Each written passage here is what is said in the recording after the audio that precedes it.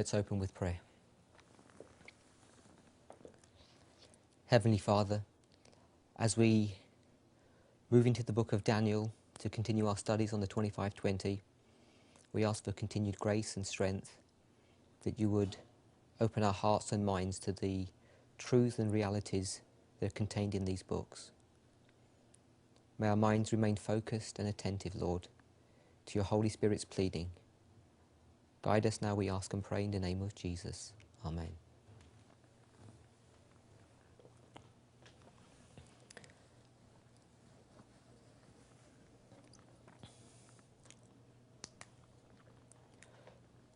So we're briefly going to go back to the Gospels. Matthew 24,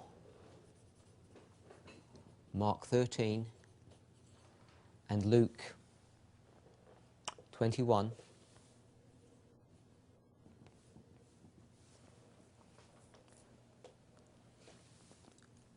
Verses 15, 14, and 20. And as I've done in the past, I'm going to read these three Gospels and combine them into a unified statement. I'll read. When you shall see Jerusalem surrounded with armies, the abomination of desolation spoken of by Daniel, standing in the holy place where they ought not be, then know that the desolation of Jerusalem is near at hand. Let him that reads this prophecy understand.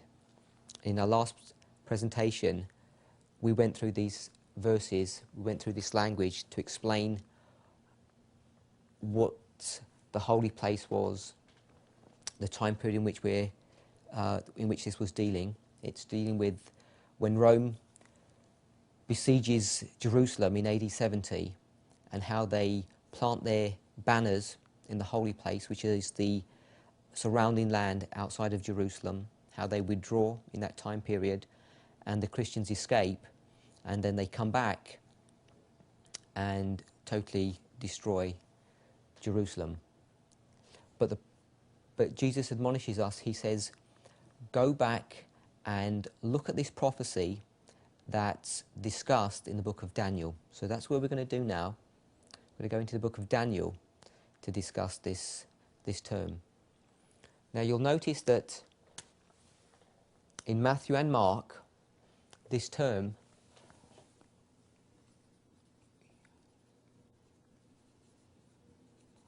abomination of desolation is used.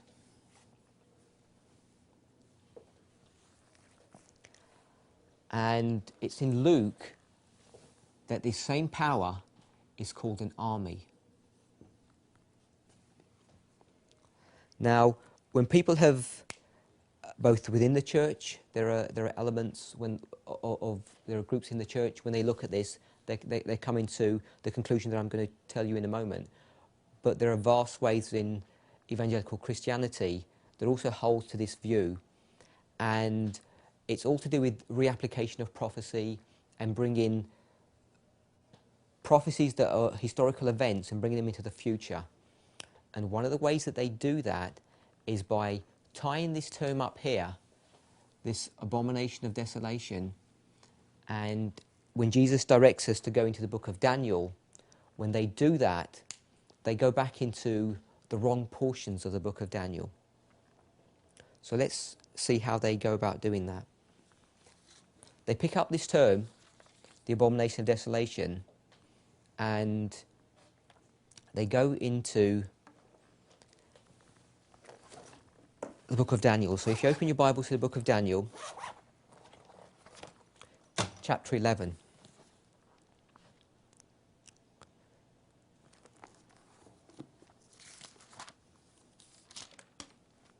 Verse 31, and I read, and arms shall stand on his part, and they shall pollute the sanctuary of strength, and they shall take away the daily sacrifice, and they shall place the abomination that maketh desolate. So on a surface reading, it appears that this verse 11:31 is dealing with the same event, the same history as these verses are here. And the reason why people come to that conclusion, because it talks about polluting the sanctuary of strength, and people begin to formulate this idea that this sanctuary of strength is talking about the sanctuary that was in Jerusalem, which was destroyed in AD 70 by this power here. And then it talks about they shall place the abomination that maketh desolate. So they pick up this term abomination that maketh desolate from this term abomination of desolation, combine them two together, and come to the conclusion that Daniel 11:31 is talking about the same event as is described in Matthew, Mark and Luke. Then they turn to Daniel chapter 12, verse 11. And it says there, and from the time that the daily sacrifice shall be taken away, and the abomination that maketh desolate set up, there shall be 1,290 days. And then they pick up this term again, the abomination of desolation, and there's a time prophecy in there, the 1290 days. And people start getting into a mess with all this, with reapplication of prophecies. But I want to just turn back to 1131 and just point out just one small thing. Before I do that, I believe that Daniel chapter 12 verse 11 is dealing with the same event, the same history as Daniel 11:31. I don't contend that issue, but if you go to 11:31, and we're going to look at this term here, it's talking here about an army, and this abomination of desolation is the army.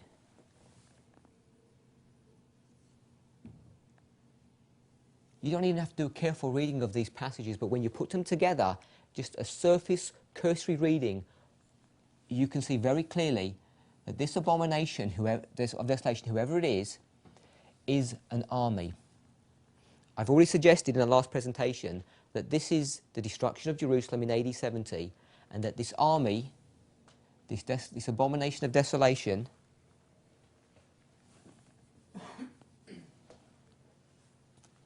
we'll make that an equals pagan Rome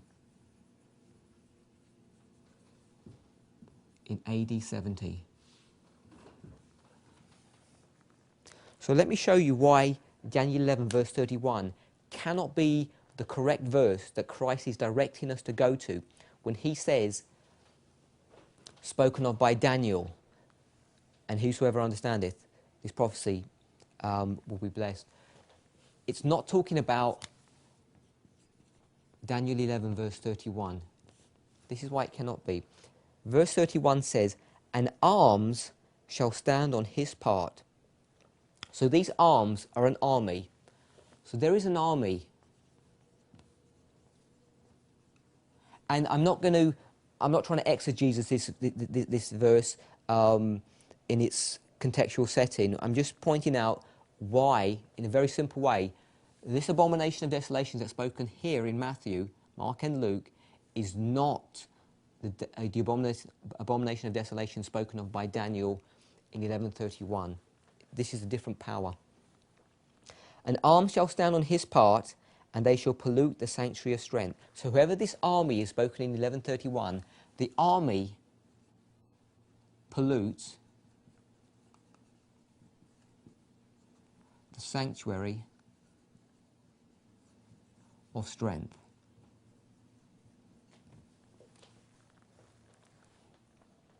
And shall take away the daily sacrifice. So this army pollutes the sanctuary of strength and takes away the daily.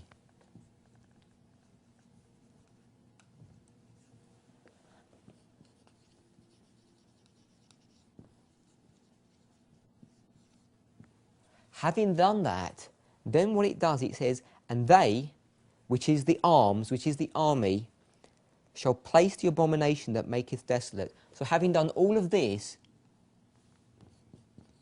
then the army places or sets up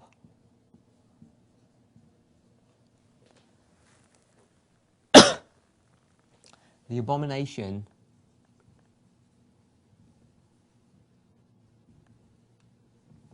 of desolation.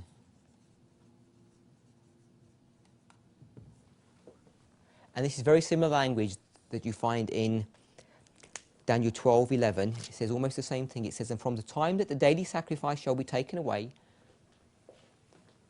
take away the daily sacrifice, and the abomination that maketh desolate there, sorry, and set, that make, let me read that again. And from the time that the daily sacrifice shall be taken away, and the abomination that maketh desolate set up. So here is this army places or sets up the abomination of desolation, and there's a time prophecy, this 1290 days. But what I want you to see is that this abomination of desolation here is a separate power to the army. So there's one entity here, and there's another entity here. They're two separate entities. But in the Gospels here, this abomination of desolation is the army. Without going into the history and explaining what 1131 and 1211 are, I hope that we can see clearly that this passage here is not dealing with the history that 1131 and 1211 are describing. Because in 1131 and 1211,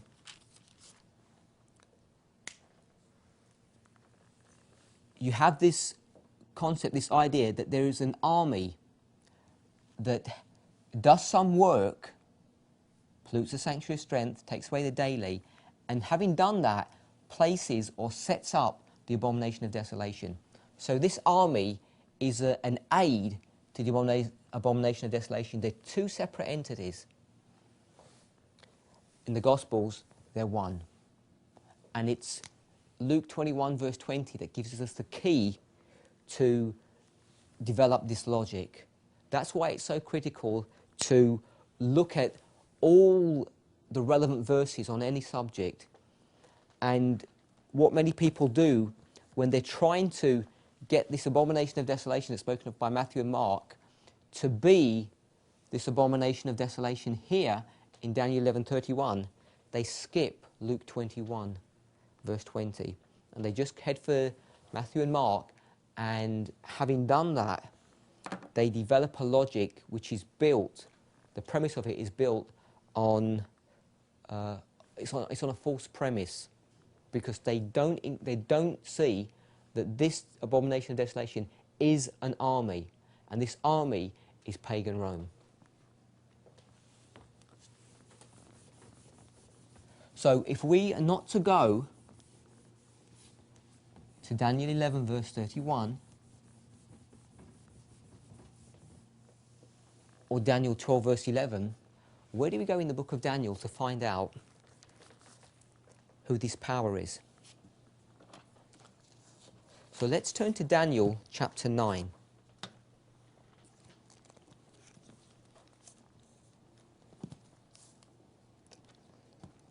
So let me give you a brief overview of Daniel chapter 9. We know that Daniel chapter 9, the first section deals with this prayer of Daniel, and then it moves on to his dialogue with Gabriel and the information that Gabriel gives him with respect to this prophecy. And this prophecy is dealing with the 490 years or 70 weeks. So if you turn to Daniel chapter 9,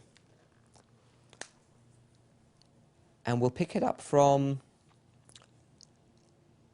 verse 20. Daniel says, and whilst I was speaking and praying and confessing my sin and the sins of my people Israel, and presenting my supplication before the Lord my God for the holy mountain of my God, yea, whilst I was speaking in prayer, even the man Gabriel, whom I had seen in the vision at the beginning, being caused to fly swiftly, touched me about the time of the evening oblation. So Daniel gives this background. He says, I've been praying, and then Gabriel comes to visit him, and Gabriel is the one that he saw in a previous vision, the vision of Daniel chapter 8. And he informed me and talked with me and said, O Daniel, I am now come forth to give thee skill and understanding. And if you recall in Daniel chapter 8, we'll just look at that briefly.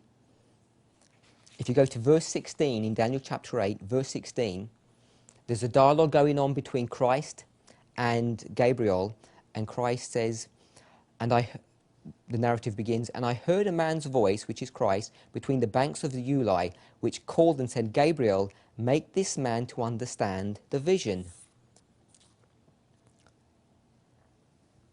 And so in verse 22 he says, and he informed me and talked with me and said, O Daniel, I am now come forth to give thee skill and understanding. That's Daniel 9:22. At the beginning of thy supplication the commandment came forth, and I am come to show thee, for thou art greatly beloved. Therefore understand the matter that was spoken, and consider the vision. Then he begins this prophetic delineation. He says, 70 weeks are determined upon thy people and upon thy holy city.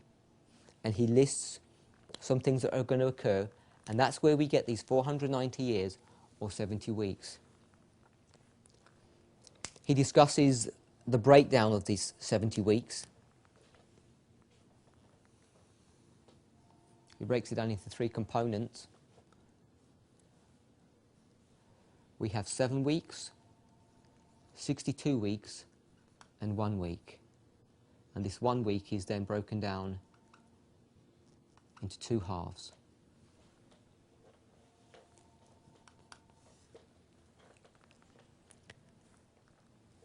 We know that the prophecy begins in 457 BC,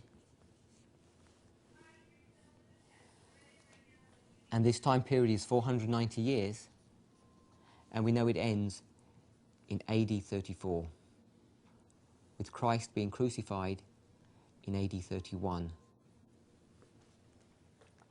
And he gets his baptism in AD 27, at the beginning of the first week, at the beginning of the last week, sorry.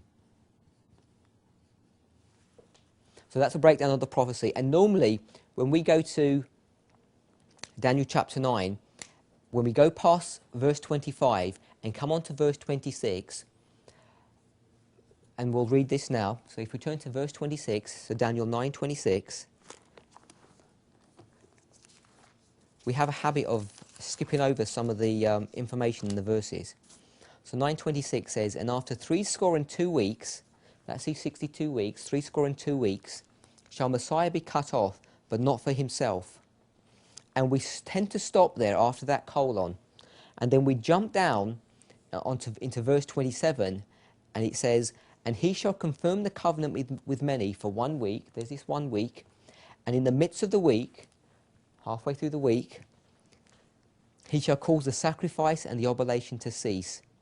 And then we tend to stop this prophecy, and so we tend to form in our minds this conclusion that Daniel chapter 9 is really dealing with a prophecy that only lasts 490 years. And that's about the entirety of Daniel chapter 9, that we have a prayer, part 1, and in part 2 we have a 490-year prophecy. And then, based upon verse 23, we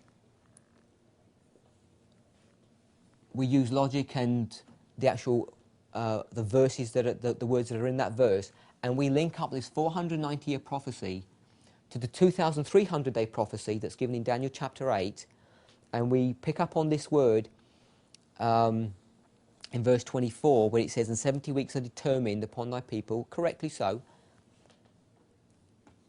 And then we get a timeline like this.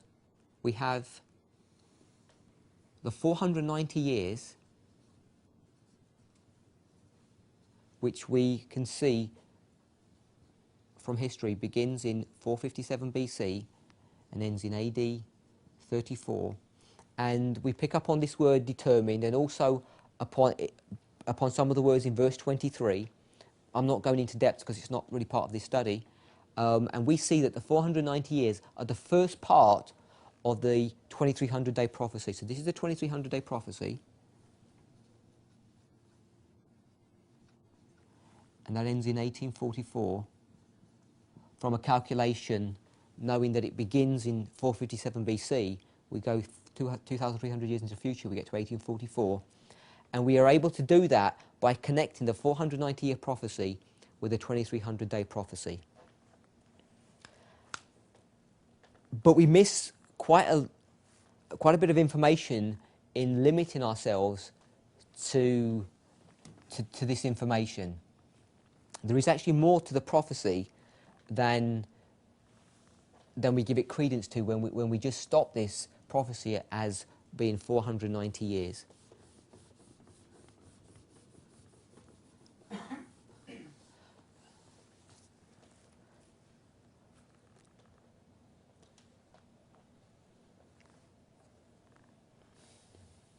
So let's go into verse 26 and verse 27 and see if we can pull out some more information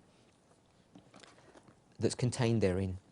And remember, we're trying to find the passage that Christ has directed us to understand this history here that he's speaking about in AD 70 when pagan Rome comes and destroys Jerusalem.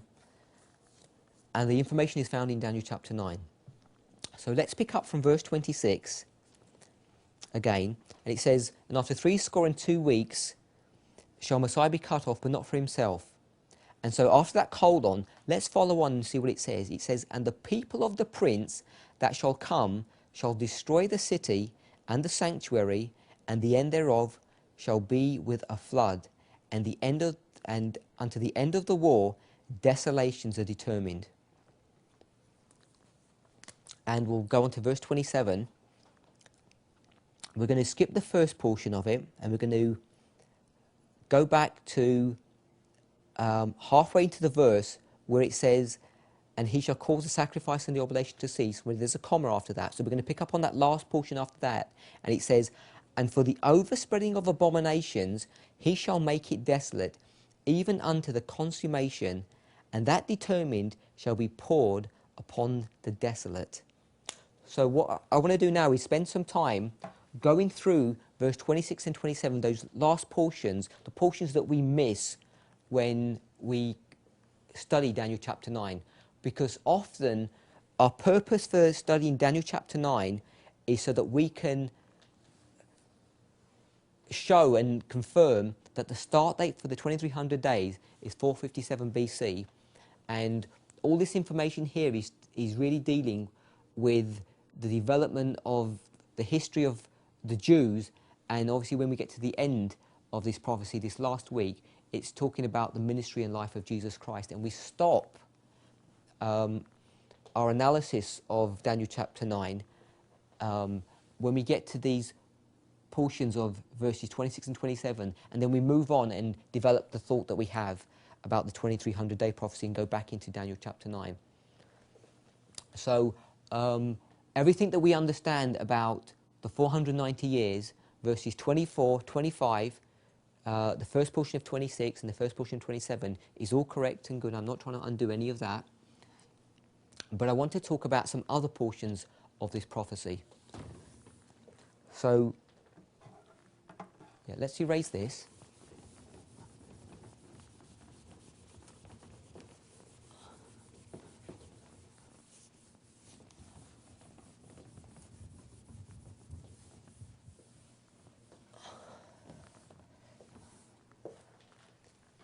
And what I want to do is, I want to split verse 26 into 4 portions. So there'll be an A, B, C, D. We're going to split verse 26 into 4 portions. And we're going to split verse 27 into 3 portions. And we're going to try and break down these words, these verses, to see what they're dealing with.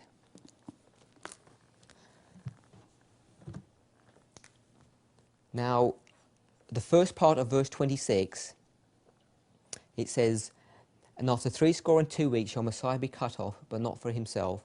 So this is talking about the time period in the 490 years.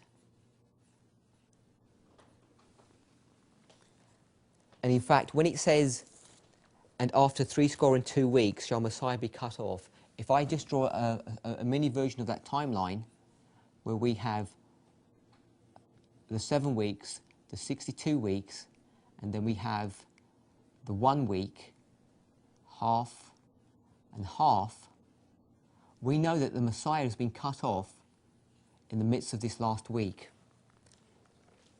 So when it says, and after 62 weeks, really there's the inference that it's trying to make, and it would help us to understand what this verse is really talking about, to add this thought, and sometime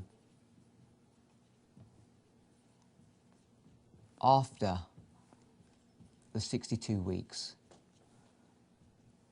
So there's this thought that it's sometime after the 62 weeks. And we know that because in verse 27, it develops its thought further and refines it.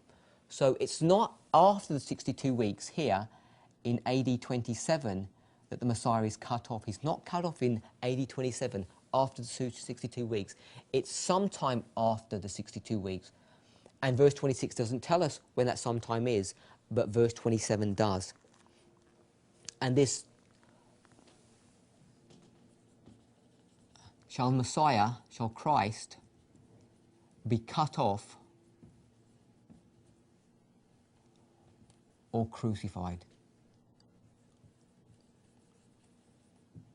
So sometime after the 62 weeks, he's going to be crucified. So let's just jump down to 27a, and then it will define when that sometime is. And he, talking about Christ now, that he is Christ, shall confirm the covenant with many for 1 week. Here's this 1 week. And this confirmation of the covenant is talking about the covenant that he's made with the Jews, with ancient Israel. And in the midst of the week, he shall cause the sacrifice and the oblation to cease. So, halfway through the last week, in the midst of the week, halfway through, he shall cause the sacrifice and the oblation to cease. So halfway through the last week, the sacrificial system or the ceremonial system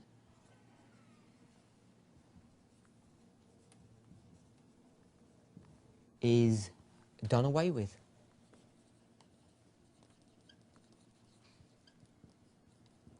Or as Paul would say, nailed to the cross. Or there is a change in the law. Quoting from Colossians and Hebrews. So, halfway through the week, the ceremonial system is done away with. And these are the two portions that we normally focus on in dealing with the 490 years. And we skip these portions here.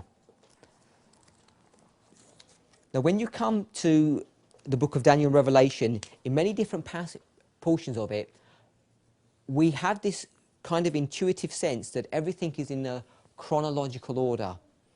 And when we make that assumption, we lose the ability to really understand and what these verses are talking about. So what people do is they try and make all this into a chronological sequence of events. And let me just explain to you, most people in Adventism who listen to this tape are familiar with this concept of futurism, and there's a popular movie series called Left Behind series, and how they talk about the secret rapture, etc., etc. One of the ways that they develop this thought is this. They get this 490 years, these 70 weeks, and they split them, they put a break into them. Now, sometimes we don't understand how they go about doing that, putting that break in. The reason we don't is because when we present Daniel chapter 9, we go into 26a and then jump to 27a.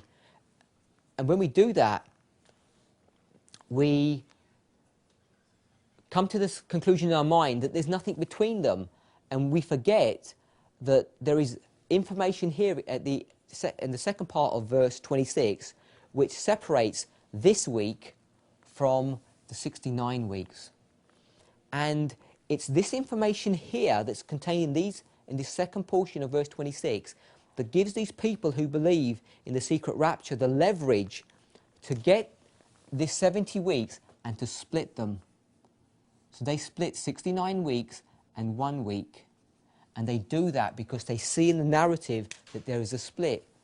69, a break, 1 week. And then when they do that, and it talks about, and he, when it talks about he, they don't talk about it being Christ. They talk about being this power or this entity that's spoken of before that.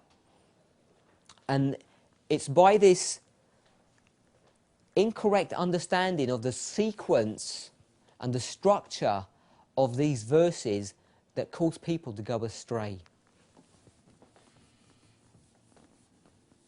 We as Adventists haven't fallen into that trap because we connect verse 27a and pull it out and put it next to verse 26a and join them together and say that they're a continuum. And so we keep the 490 years together and don't fall into this trap of secret rapture and futurism, etc. But we seem to miss all this information here and the information that's contained in verse 27, the second portion. So that's what I want to discuss now.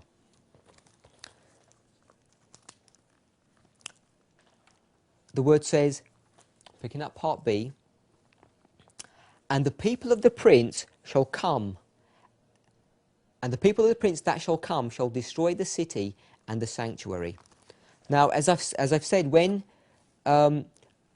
if you don't carefully read and see the structure of these verses, it's very difficult sometimes to see when these pronouns run through who these pronouns are referring to.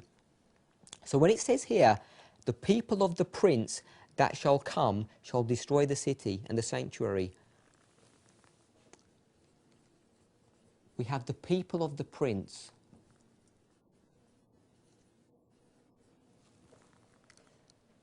The people of the prince shall do something.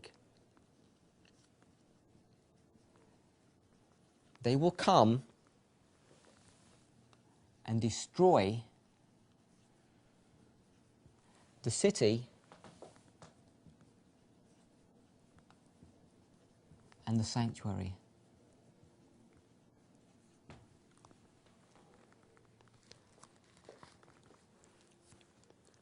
Now, it's these people, or another word for people would be host or army.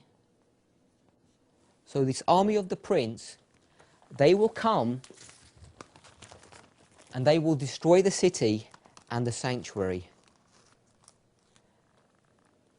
And it's this passage here which Christ is referring to in Matthew, Mark and Luke. This is AD 70. When pagan Rome, this host, this army, this people of the prince, obviously in its highest sense this prince is Satan, but in its human form it's talking about Caesar, it's talking about the king of Rome. So Caesar's army will come and they will destroy the city, Jerusalem, and the sanctuary, the temple. And this occurs in AD 70.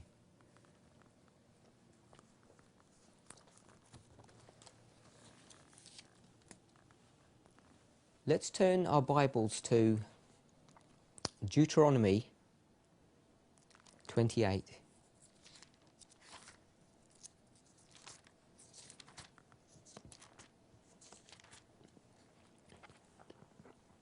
Deuteronomy 28, and we'll pick up from verse 49. And we'll read up to verse 57. Verse 49 to 57, Deuteronomy 28, is describing this event here. The Lord shall bring a nation against thee from far, from the end of the earth, as swift as the eagle flieth, a nation whose tongue thou shalt not understand. So God is going to bring Rome against his people, his city Jerusalem. Verse 50, a nation of fierce countenance, which shall not regard the person of the old, nor show favour to the young. And he shall eat the fruit of thy cattle and the fruit of thy land, until thou be destroyed, which also shall not leave thee either corn, wine, nor oil, nor the increase of thy kine or flocks of thy sheep, until he have destroyed thee.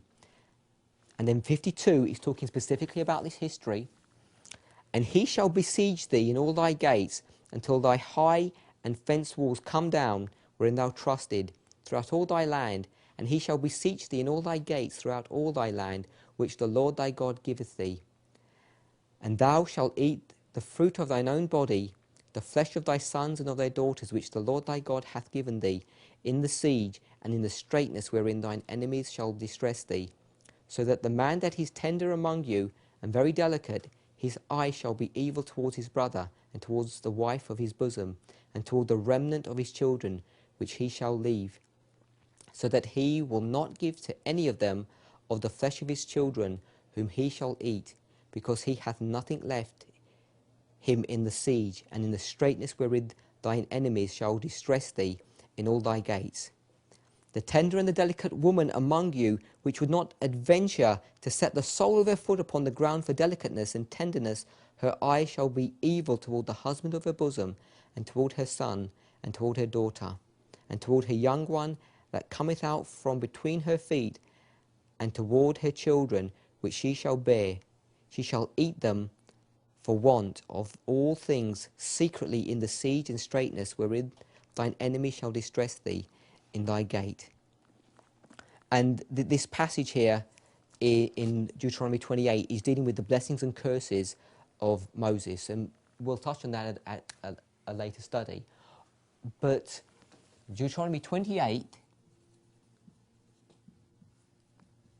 49 to 57, and particularly 52, it talks about this siege, the sieging of Jerusalem by pagan Rome in AD 70.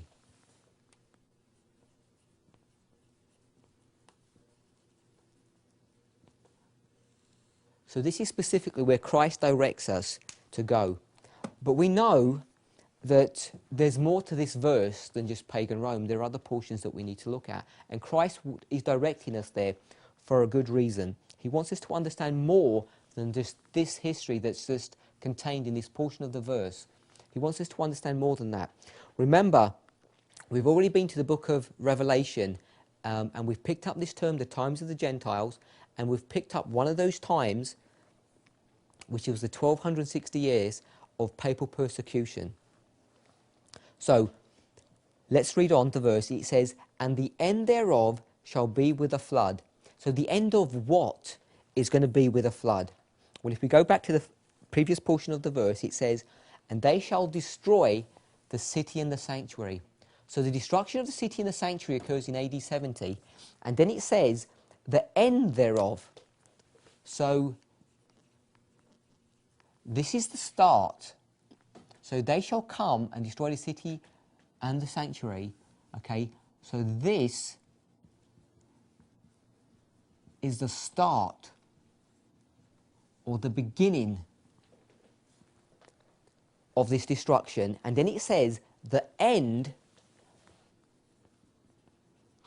of this destruction. And what was destroyed? City and the sanctuary.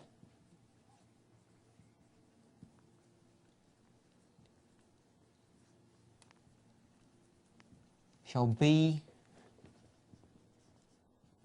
with a flood. So we're going to try and understand what this is talking about. Let's turn to our Bibles. Let's turn to our Bibles and go to Revelation chapter 12, verse 15 and 16. We're going to pick up this term here. But this isn't the only evidence we'll provide, but this will help us to determine and define who this power here is talking about. So Revelation 12, 15 and 16 says, and the serpent cast out of his mouth water as a flood after the woman, that he might cause her to be carried away of the flood. And the earth helped the woman, and the earth opened her mouth and swallowed up the flood which the dragon cast out of his mouth. Now, we're not doing a study on Revelation 12, but most people who are listening to this presentation should be familiar with the history of chapter 12. And when it talks about this serpent, it's talking about Satan in its purest and highest sense, but he has nations and powers that follow him. And this serpent that cast out his mouth as a flood after the woman, that he might cause her to be carried away. Let's see who that's talking about.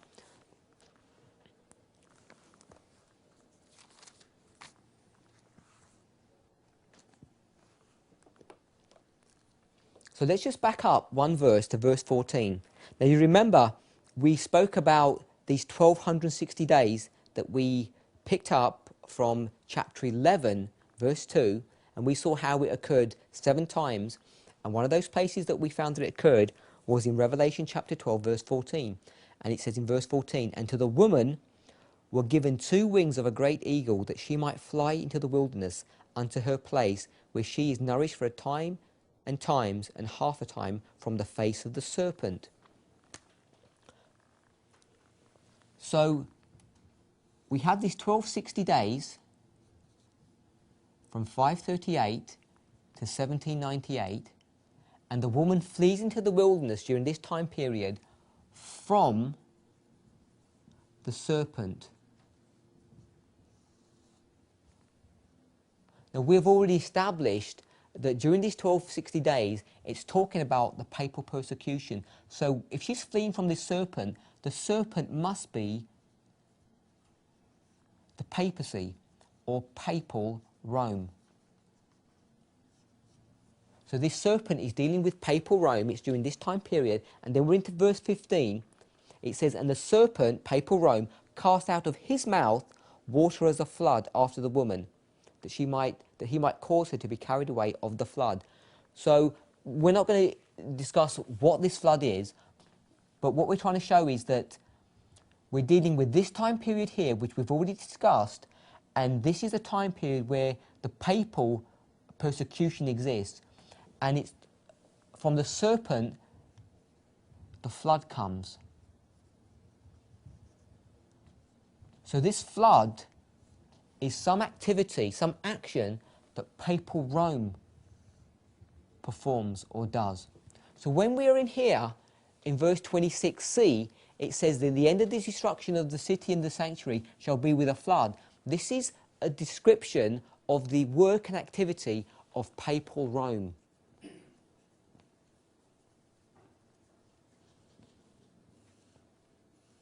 So in verse 26, we have the first portion of this 49 years. There's a description there, and then it jumps and gives us the other information there. Then it talks about after all this has occurred, because remember, this finishes in AD 34.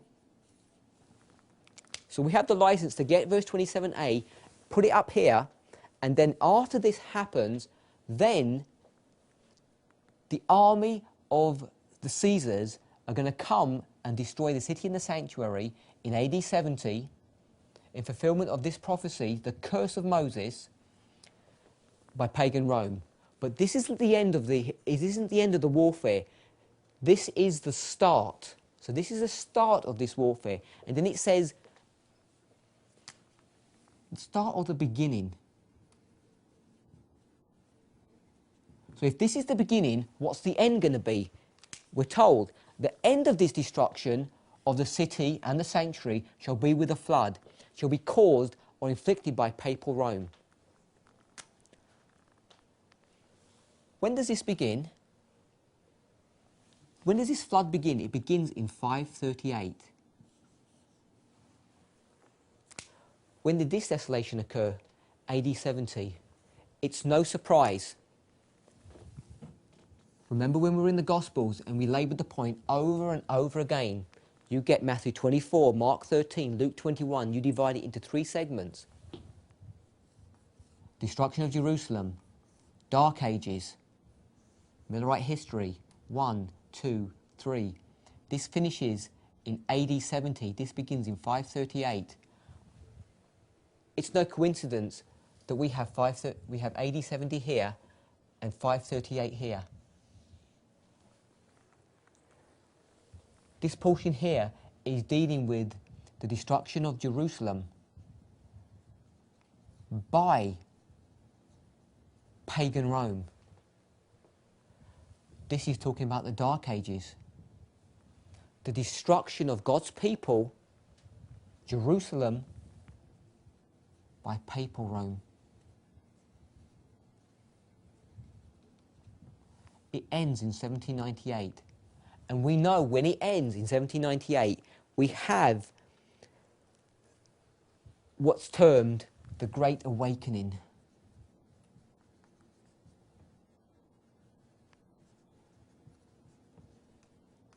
And this isn't a term that's unique to Adventism.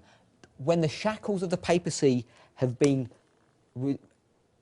taken off God's people, this Great Awakening occurs, and there's a huge worldwide revival in the study and the distribution of the Word. And in this history, we know it's the Millerite history from the studies that we're doing, and how, when you come to the end of this, you get to 1844. You can begin to see now, I hope, why, when we were looking at the Gospels, why Christ joins AD 70 and 538 and makes them one. He does that because it's Rome that does the destruction in AD 70, and it's Rome that begins the destruction in 538. In its highest level, it's the same power that is coming to destroy God's people. There have only been 4 powers on this earth who have come to destroy God's people: Babylon, Media, Persia, Greece, Rome. Rome comes in 2 phases, pagan, then papal. Both powers are identified in verse 26. Both powers are identified in the Gospels. And if you remember that when we looked at this thread of the argument, we were taken to Revelation 11. And we developed all this understanding. Now, when we come and look at this thread of the argument, we're taken to Daniel chapter 9. And it's no coincidence. In Daniel chapter 9, we find this history and this history contained in the same verse, using the same methodology that Christ does when he gets these and he combines them together.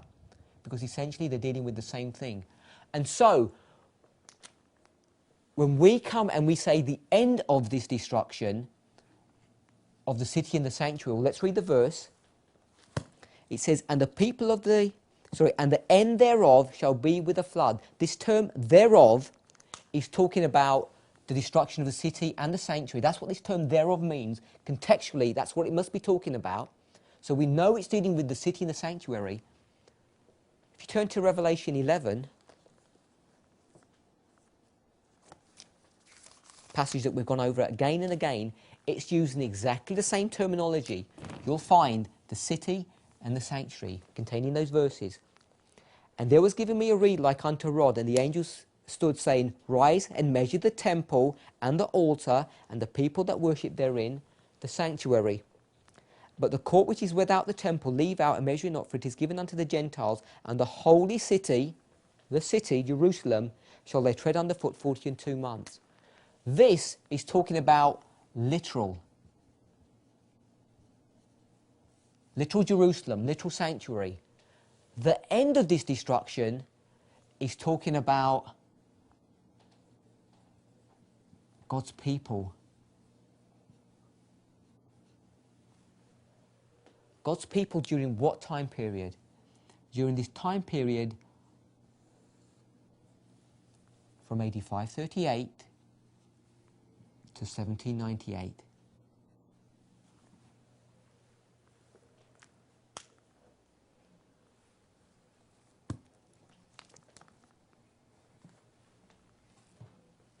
Part D. Before we go into Part D, I hope you can see now that this prophecy in Daniel chapter 9 does not end in AD 34, which is the impression so often that we give.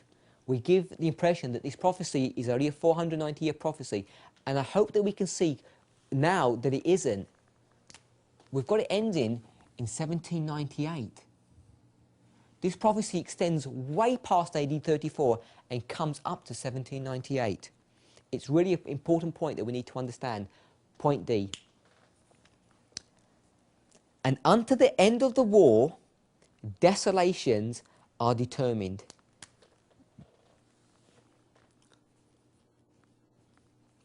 So we have unto the end of the war,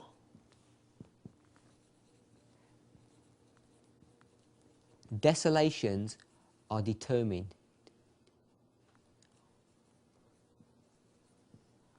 Okay, so let's deal with this point here now. It says, unto the end, desolations. The end. The end. So the beginning is here. AD 70. The end begins in 538, ends in 1798. So it says, unto the end of the war. So what is this war? It's the war that the enemies of God, these powers, in the plural, pagan and papal Rome, combine them together, Rome, it's this war that this power has against God's people. So until the end of the war, until the end where these powers come and destroy God's people, it says desolations are determined. You'll see that this word desolations is plural, not singular. Plural. 1, 2. There are two desolating powers that come against God's people. So when it says, unto the end of the war, desolations are determined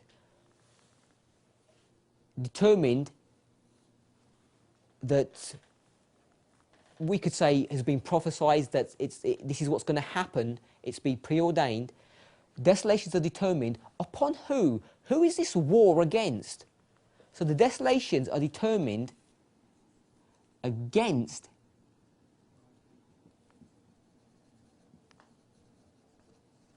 God's people. Now this God's people, in the terminology of these verses, is the city and the sanctuary. The city and the sanctuary. It contains both the literal city, the literal sanctuary, and this spiritual, symbolic representation of the city and the sanctuary, representing God's people, the Christian church. So unto the end of the war, desolations are determined. So this war is going to be a two-phase war. Phase 1, pagan Rome. Phase 2, papal Rome. There are two desolating powers that come against Christ's people, God's people. This is why it's this here, this term desolations, desolation, the abomination of desolation is where we're required to go. It's in Daniel chapter 9, not Daniel chapter 11 or Daniel chapter 12, that Christ directs us to from Matthew, Mark and Luke. It's the correct understanding of what 1131 is describing, that the army and the abomination of desolation are two separate entities, but they are not in this verse. And in the Gospels, when it talks about it, it talks about the abomination of desolation is the army. So here we have these desolating powers, the abomination of desolations. One of them is pagan Rome, one of them is papal Rome. In our next presentation, we'll begin to work on the last portion of verse 27. But before I do that, I just want to briefly, and this is in no way a proof of the history of these verses, but I just want to point out that in Daniel 11:31 and Daniel 12:11, this abomination of desolation, as I've already shown, is not dealing with pagan Rome. What it is dealing with is papal Rome. This is dealing with papal Rome.